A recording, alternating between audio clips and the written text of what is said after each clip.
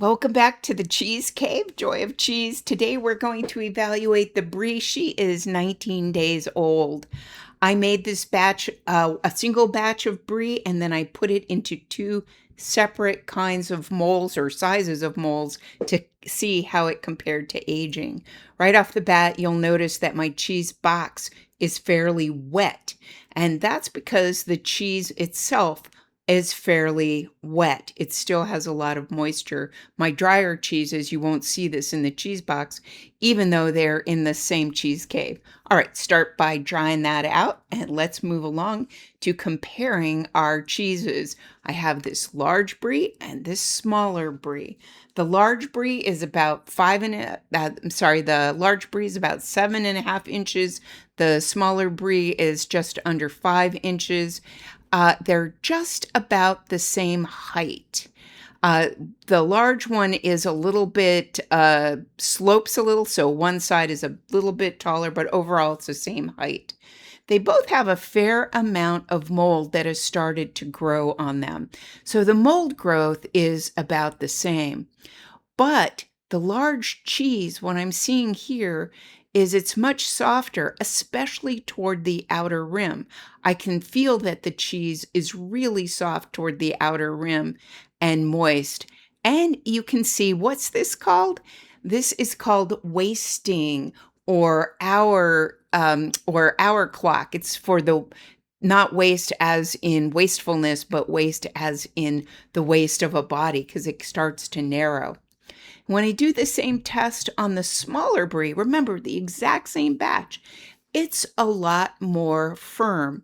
And you can see some wasting starting on the smaller Brie, but not nearly the same wasting, that is the waist formation that you're seeing in the larger Brie.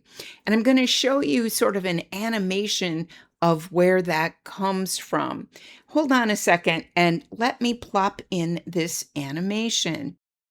In this animation, what it's showing is a Brie. And what we want to simulate is if on the outside is the Penicillium candidum, enzymes are diffusing into the internal paste of the Brie. You can see it by the arrows. And as those enzymes go in, their proteases, lipase, they're trying to digest the cream. And so you can see it's getting creamier from the rim toward the inside of the cheese. So it shouldn't be too surprising that the edges, remember I felt the edges and I said they were more softer than toward the inside. So we can see why that might be. But let's try to understand why the larger cheese is softer than the smaller Brie in this experiment. Why does it seem like my larger Brie is aging differently than the smaller Brie? And frankly, for that matter, why do I care? Well, I care because it turns out that the size of the cheese, the size of the ring I choose to age my cheese in, has a profound effect on how that cheese ages and therefore how it tastes. What are the clues that I am trying to understand? Well, first, I saw and shared with you that there was a lot of liquid in my cheese box, and this seemed to be an unusual amount. So, is that coming from one cheese, both cheese? I'm trying to figure that out. Second, the larger cheese has more wasting, that is, that hourglass formation around the rim, relative to the smaller cheese. Why is there a greater waste on the larger ring than on the smaller one? Third, the larger cheese is more creamy and malleable when I touch it, relative to the smaller Brie. And finally, the fourth reason is the cheese rim was very, very soft on the large cheese compared to the smaller cheese. While it was soft too, it wasn't nearly as soft as the large cheese. So let's figure out why the cheeses are aging differently. What do we know, and how can we make informed decisions about our cheese sizes? Take a look at the numbers of the bottom of this slide. Don't freak out. Just look at the numbers at the bottom. Look at the bottom line.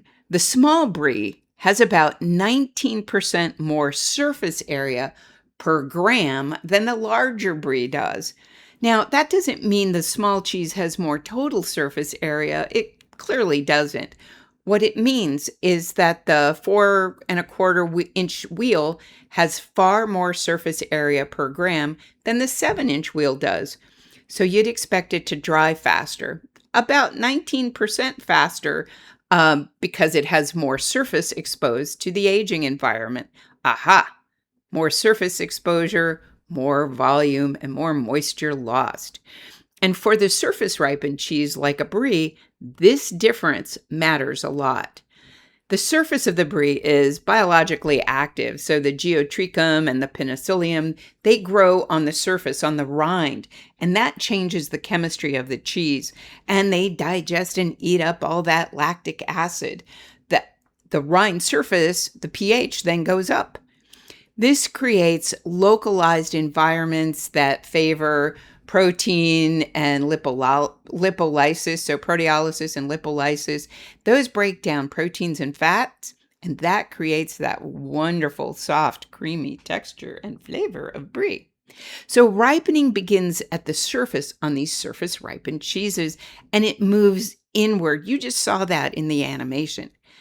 But the surface is also where the cheese exchanges moisture and gases. So when you open that cheese box, that wonderful aroma wafts out and you see the moisture, right?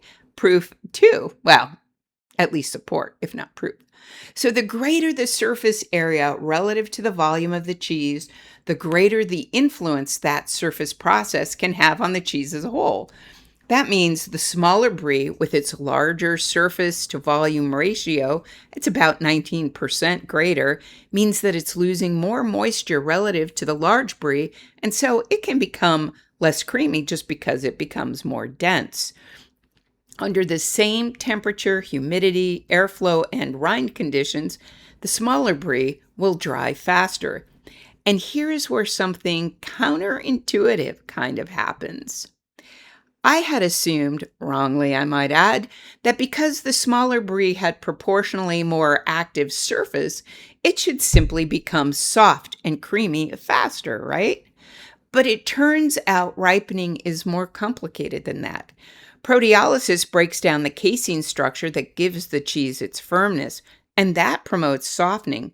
But at the same time, moisture loss tends to make the paste more concentrated in solids and can make it firmer. Okay, very cool. Let's follow back up in a couple weeks when I weigh these puppies and see if the smaller cheese has lost more moisture and weight.